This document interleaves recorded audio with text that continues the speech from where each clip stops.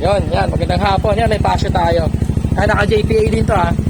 Ang ilagay ko rito, ito, plate light at saka itong additional brake light. Yan. Gaya na sabi ko sa vlog ko, lahat ng mga JPA walang ilaw dito yan. So walang ilaw dito sa plate light. Kaya pag nagpa-registro kayo, kailangan may ilaw to. Hindi kasi nila ina-allowed eh. Yan, nalagay namin. Tapos yung sa plate light niya, yan, din ito yung brake light. Sige sir, pa-brake. Ayan, dalawa na siya.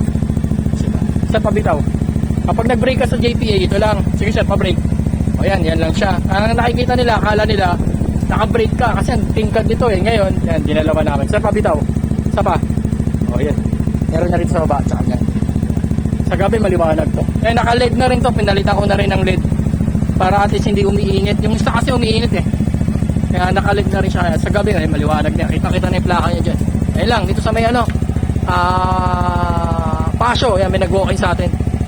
From Pasig naman, sir. Ayun lang. Thank you.